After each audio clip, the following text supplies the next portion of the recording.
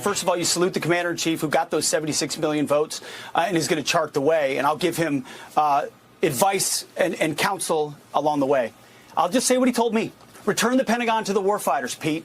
Get in there and clean out all the social justice, politically correct garbage on top and get back to lethality, warfighting, accountability, meritocracy, and readiness. And guess what? 95% of the people in that building in the Pentagon and that wear the uniform, that's all they want to do anyway. Pete Hegseth talking about his nomination as defense secretary from Donald Trump to participate in the cabinet in that capacity. And of course, everybody's big question is, how will this Republican majority of senators react to Donald Trump's appointments? And we're excited to talk to your senator and my adopted senator, Eric Schmitt, on the Annie Frey Show. Welcome back, Senator. Thank you for your time today. It's great to have you back. It's great to be back with you, Annie. So when you hear Pete Hegseth there's a whole bunch of people that are, people are really wondering, are the Republicans in the Senate going to come together and confirm these nominations? What's been your experience among your colleagues and the excitement behind or worry about confirming some of these nominations? I'm generally really positive about it. I think Trump has put together a slate of nominees for these important positions that share his vision. He ran on the idea of disrupting permanent Washington and sort of the status quo. He wants people who are going to go in there and be reformers. A lot of things we can do in Congress, but there are a lot of things that are just cultural shifts that need to happen within the agencies, reforms that need to happen from leadership. And so you got to have people who buy in. And Pete Hegseth is one of those guys. I met with Pam Bondi, who was in my office today. I'm meeting with Sean Duffy later today. Was in my office last week. I'm actually on the Armed Services Committee, so that confirmation will run through the Armed Services Committee when we get back in January. I think he's in pretty good shape. I think they're all in pretty good shape, and they should be.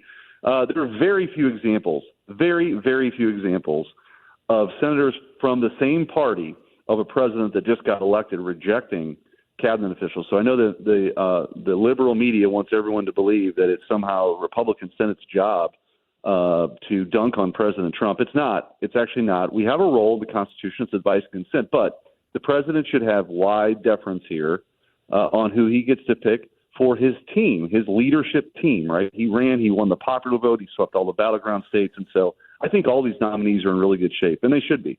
You mentioned about, what the media, the left-leaning media, the Democrat punditry out there is trying to press upon the Republicans in the Senate to remind them of what their duty is here. And I think that is one of the biggest complaints that Republicans within the party have had about the Republican Party for so long, which is you get handed the power to make the changes that you campaign on, and then you get it, and then you start doing things that the Democrats would never dream of doing. But especially in the Senate, it looks like the Republican Party, the representation for the Republican Party in the Senate is going to look a little bit different. The leadership certainly is. What do you think of comparing your time in the Senate prior to and coming up now as that leadership change has taken place?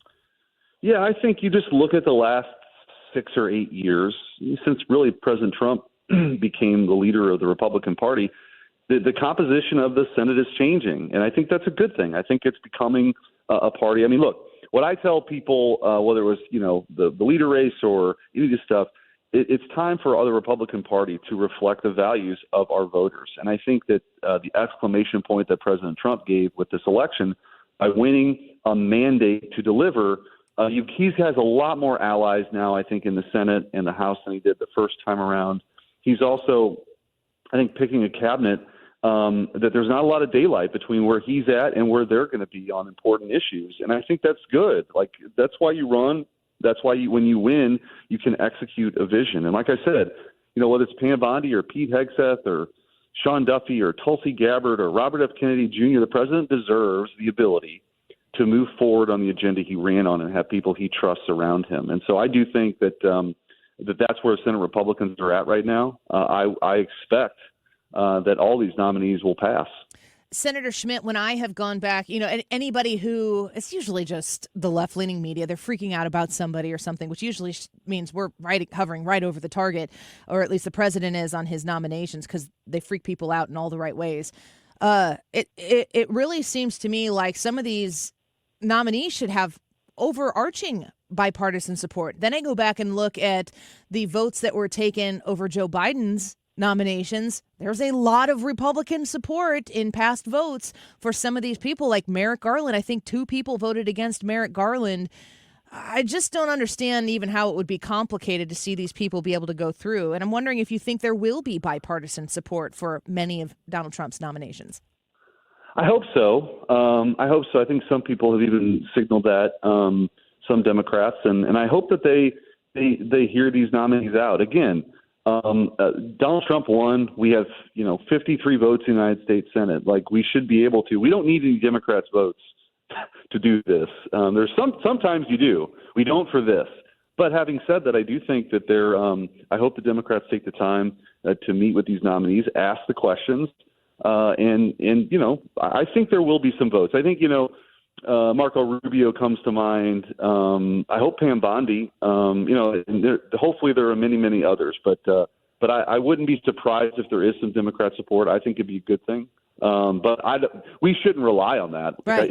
That's why, Republicans, we shouldn't rely on that. And you're right. What you're touching on, Annie, is exactly right, which sometimes gets lost in this town, which is why I'm home. I fly back and forth every week and stay very connected to Missouri, because when you talk to people, they articulate the same things that you're talking to. How come when the Democrats, what they say is, how come when the Democrats win, they do big things and they all stick together?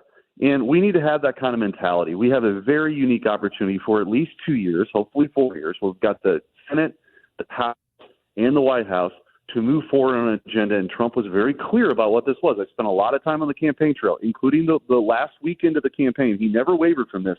We're going to secure our border. There are going to be deportations. Like, he's going to do all the things he said he was going to do. We're going to be energy dominant. We're going to be respected around the world. And you're already seeing some of these things happen. I mean, he was in Paris this past weekend. You're already seeing leaders come down to Mar-a-Lago and address the concerns. And so I think we're already kind of down that road. And we have a responsibility, I think, to the country to get this country in a much better place than it's been the last 4 years. Oh, speaking with Senator Eric Schmitt, and that's kind of what I had written down as my next question. In my lifetime, I'm 40 years old. I don't think I've ever been in a position to witness the transformative opportunity that is in front of Republicans in the next 2 to 4 years, not just to put everything back the way Republicans had it, when Donald Trump was president the first time, but when you look at what Elon Musk and Vivek Ramaswamy are doing with Doge, the actual concept of cutting government spending is kind of mind-blowing for a millennial like myself, because we haven't seen that. It's only ever gotten bigger. How transformative and how forward-thinking do you think the Republicans can handle this next 2 years? I totally agree with you. So I'm 49. I got you by a few years. But I remember, when I was a freshman in college, or I guess it was a sophomore technically, in '94, which was the Republican Revolution, right? It's the first time Republicans took back Congress in like 50 years, or maybe longer than that. But Bill Clinton was in the White House, right? So it wasn't, you didn't have the same opportunities. You really have to go back to Reagan and some of the big, bold stuff that he did. But I think this is different. I actually believe we have a much clearer view now of the things that we can address. I'm on that Doge caucus.